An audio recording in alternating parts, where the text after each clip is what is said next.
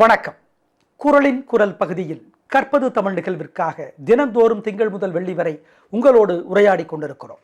வள்ளுவர்கிட்ட ஒரு இளைய தலைமுறை போய் கேட்டார், இந்த எலும்பு உடம்பு இதை பற்றி நிறைய சொல்கிறீங்களே என்னன்னார். வள்ளுவர் என்ன எலும்பு சிகிச்சை சிறப்பு மருத்துவரா? அதை பற்றி அடிக்கடி சொல்கிறதுக்குன்னா அவர் மிகப்பெரிய மருத்துவர், பிறவி பிணிக்கு மருத்துவர். அவர் எல்லாமே தெரிஞ்சவர். ஆனால் எதையும் முழுசாக தெரியும் அப்படின்னு ஒத்துக்கவும் மாட்டார். ஏன்னா அதுதானே பணிவு. என்னிடம் ஏதுமில்லை என்பது பணிவு, என்னை தவிர ஏதுமில்லை என்பது ஆணவம். அவர்கிட்ட பணிவு அதிகம். அன்போடு இயைந்த வழக்கென்ப, ஆருயிர்க்கு என்போடு இயைந்த தொடர்பு. அன்போடு இயைந்த வழக்கு என்ப. வழக்குன்னா வாழ்க்கை. இந்த வாழ்க்கைக்கு அடிப்படை என்ன அப்படின்னு கேட்டா அன்பு. அன்போடு இயைந்த வழக்கு என்ப. ஆர் உயிர்க்கு என்போடு இயைந்த தொடர்பு. எலும்பும் சதையும் ரொம்பவும் ஒட்டி இருக்கும். எலும்பினுடைய சிறப்பு என்னன்னு மருத்துவர்கள்கிட்ட போய் கேட்டீங்கன்னா உறுதியாகவும் இருக்கும், வளையவும் செய்யும். இரும்பு உறுதியானது, ஆனால் வளையாது. ஆனால் இரும்பை உருக்கி செய்யப்படுகிற ஸ்டீல் எனப்படுகிற எஃகு உறுதியானது, ஆனால் வளையும். ஆகவே நீடித்து இருக்கணும்னா உறுதியானதாகவும் இருக்கணும், வளையவும் செய்யணும். இது வாழ்க்கை தத்துவமா நீங்க எடுத்துக்கிட்டாலும் சரி. ஆர் உயிர்க்கு, அருமையான இந்த உயிர்க்கு என்போடு எலும்போடு இயைந்த தொடர்பு. உடம்புக்கும் எலும்புக்கும் சம்பந்தம் நல்லா இருந்தாதான் உயிர். உயிர்னா என்ன? அசைவு. அசைஞ்சாதான் உயிர், நகர்ந்தாதான் உயிர். அப்போ உயிர்ப்பு வேணும்னா எலும்பும் உடம்பும், அதாவது சதையும் நல்ல முறையிலே பின்னி பிணைந்திருக்க வேண்டும். நீங்க மருத்துவர்கள்ட்ட கேட்டு பாருங்க, சொல்லுவாங்க. டெண்டன் அப்படிமா, அது என்னது? தசையினுடைய முடிவு பகுதி ஒரு கயிறு மாதிரியான ஒரு அமைப்பில் எலும்போடு போய் சேரும், இறுக்கமா போய் சேரும். அதுதான் டெண்டன். அதே மாதிரி ஒரு எலும்பையும் இன்னொரு எலும்பையும் இணைக்கிற கயிறு மாதிரியான ஒரு அமைப்பு தான் லிகமெண்ட். இந்த அமைப்பு, இந்த இணைப்பு சரியாக இருந்தால்தான் அது உயிர். ஏன்? உடம்பு நகர்ந்தாதான் உயிர். நகரன்னா உயிர் இல்லைங்களா? அப்படி அன்போடு இயைந்த வழக்கு என்ப. வாழ்க்கைனா அன்பு இருக்கணும். லவ்,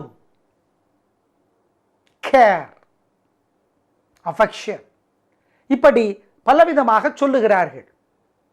காதல், அக்கறை, அன்பு, பிரியம், இப்படி பலவிதமாக சொல்லுகிறார்கள். இதற்கு பல அர்த்தங்கள் இருக்கின்றன. மொத்தத்தில் அன்பு என்பது உள்ளார்ந்த அக்கறை. அன்போடு இயைந்த வழக்கு என்ப. ஆர் உயிர்க்கு என்போடு இயைந்த தொடர்பு. நீங்க மருத்துவர்களை கேட்டு பாருங்க. லிகமெண்ட், அதுல சின்ன அடி விழுந்தாலும், டெண்டன், அதில் சின்ன அடி விழுந்தாலும் நகர முடியாது.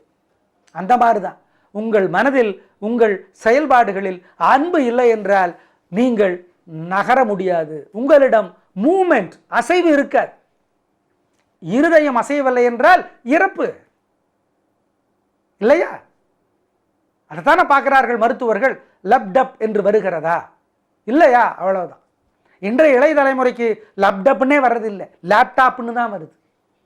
ஆமா, எங்க போனாலும் அது இல்லாம போறதில்லை.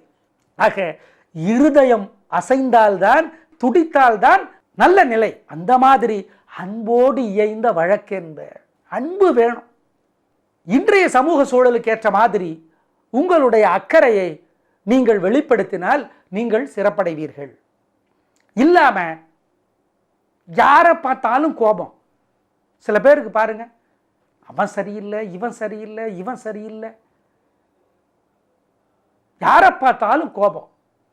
நீங்க சரியா? அதை யோசிக்கவே முடியாது அவங்களால. அவங்க யோசிக்கவே மாட்டாங்க. ஏன்னா தன்னுடைய முதுகில் எவ்வளவு அழுக்குகள் இருக்கின்றன என்பதை பார்க்கவே மாட்டார்கள். சார் முதுகு தான் பார்க்க முடியாதே அப்படிம்பாங்க. ஏன் கண்ணாடி வச்சு பார்த்து ஒரு ஃபோட்டோ எடுத்து பார்க்கலாமே?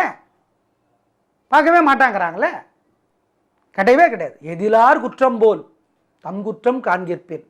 மற்றவங்களோட குற்றத்தை பார்க்கிறோமே, நீங்கள் உங்கள் குற்றத்தை பார்க்கிறீர்களா? கிடையாது. ஏன்னா உங்கள் மேலே உங்களுக்கு கண்மூடித்தனமான அன்பு இருக்கிறது. அன்புனா அது கண்மூடித்தனமாக இருக்கக்கூடாது. அன்போடு ஏய்ந்த வழக்கு கண்மூடித்தனமாக இருக்கக்கூடாது. உங்கள் பையன் கடையில் திருடி ஒரு தின்பண்டத்தை சாப்பிட்டா ஒத்துக்குவீங்களா? என் பையன் நல்லா திருடுவான் தெரியுமான்னு எந்த ஒரு அப்பாவாவது சொல்லுவாரா? சொல்ல மாட்டார். கண்டமா ஆமாம். ஏன்? அதுதான் அன்பு.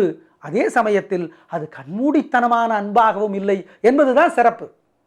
ஆகவே நம்முடைய அன்பு கண்மூடித்தனமாக, முட்டாள்தனமாக, அறிவு குறைந்ததாக இருந்துவிடக்கூடாது.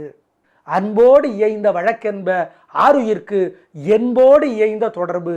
உங்கள் அன்பு அறிவுபூர்வமானதாக இருக்க வேண்டுமே ஒழிய கண்மூடித்தனமாக சுயநலம் மிக்கதாக இருந்துவிடக்கூடாது. இப்போ நாங்கள் சொன்னமே ஒரு உதாரணம், அதை யோசித்து பாருங்கள். இளைய தலைமுறையே, உங்களுக்கு இன்னும் அன்பு குறித்து விளங்கும். நாளை மறுபடியும் பார்க்கலாம். நன்றி, வணக்கம்.